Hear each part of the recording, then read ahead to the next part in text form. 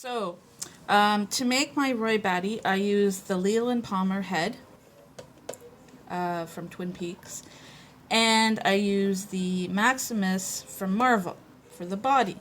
Now, I had the head for a very long time because I had used the body for something else. And the head was, I was trying to think of what I could use it for, and then I thought of Roy Batty because I actually think I watched Blade Runner. And I've been wanting to use it for a very long time, and I had wanted to do Roy Batty in the end scene, you know, when he's wearing his little bicycle shorts and socks and shoes and that. But unfortunately, it was getting really difficult to find a body, so I decided to go with when he is wearing the long coat and his gray shirt and gray pants. So I decided to do that. So I came across this when I was looking for something else, and I thought, wow, I could probably use that and turn that into Roy Batty's body. So I'm going to show you how to take these apart. He is actually a bobblehead, so he's pretty easy. I can't remember if it was easy or not to take this apart, so we're going to find out together. Okay, so as I said, Maximus is actually a bobblehead, you can see.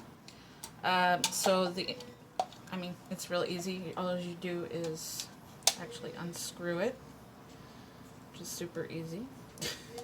There you go. So he's apart. And as always, I suggest before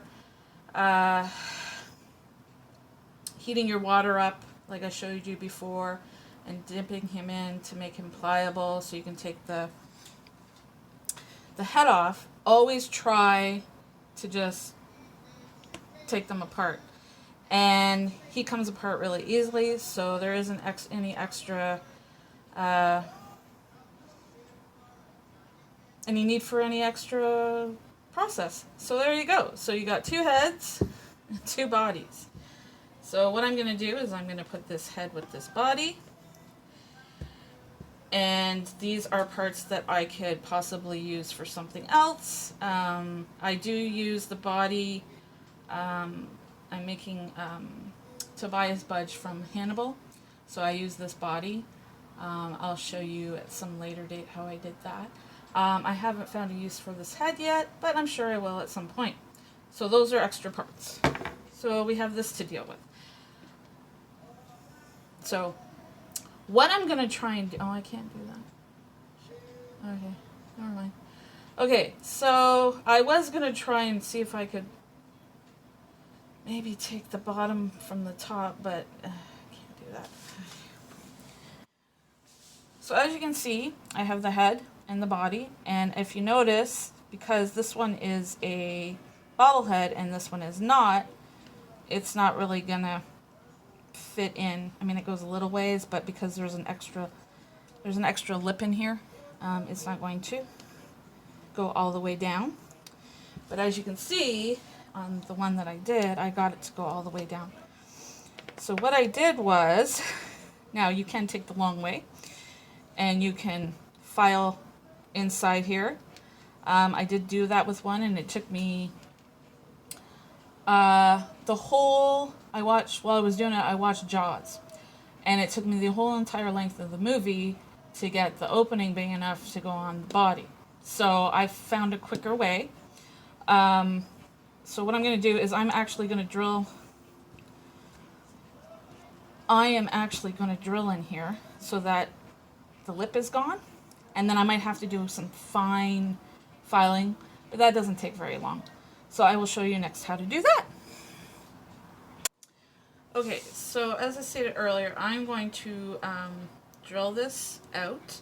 I'm going to be very gentle because I obviously don't want to go in too far and drill through the head.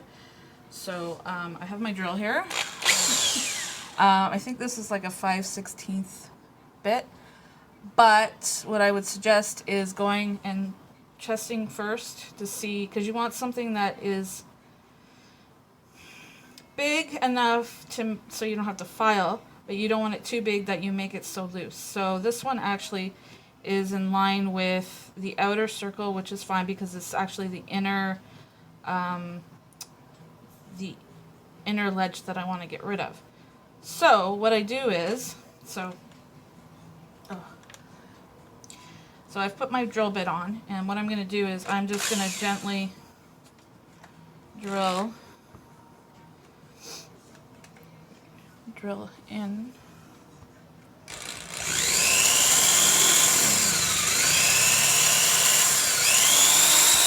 There we go. So as soon as you feel it, you know, kind of drop a little bit, stop and pull it out. So you can see I've gotten rid of that inner ledge a little bit. So what I would suggest now, what I'll do is I'll actually hand file it until I find that, well, actually he fits pretty good. Might not have to hand file. Oh, look at that. I don't have to hand, for some reason I had to hand file that one. Anyways, so there you go. So his head will fit on his body.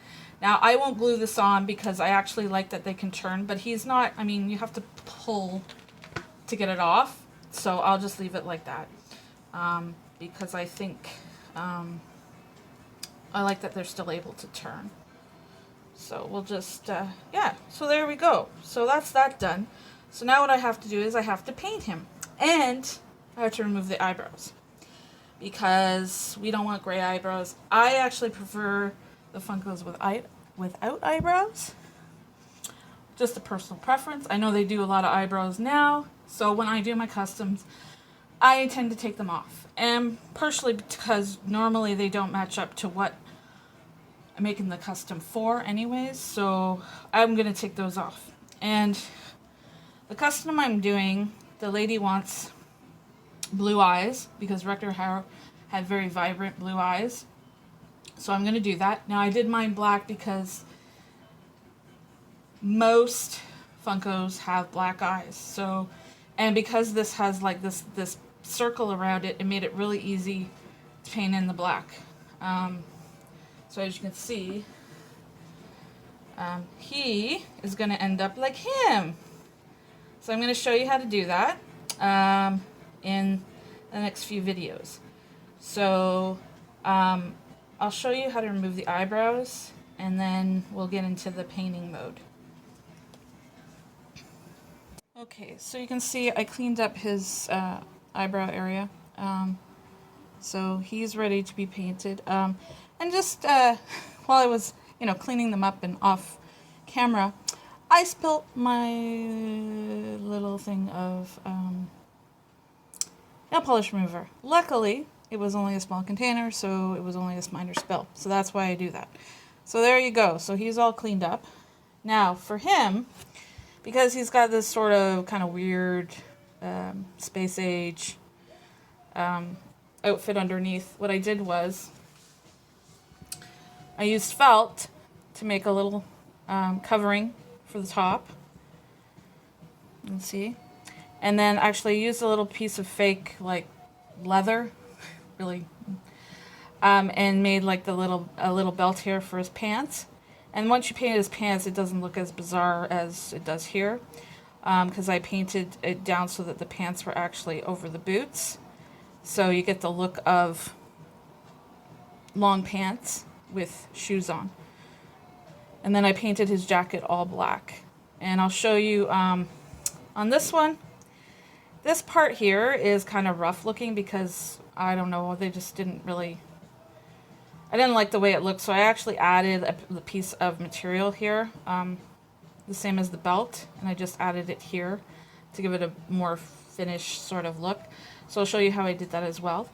So, so next I will be showing you how to paint him and add the little bits of material that I did to make him into Roy Batty. I still would like to do his shoes up, like, because he's wearing actual running shoes, I believe. So I still have that little bit to do there, but for all intents and purposes, he's pretty much done. So I will show you next how to do that.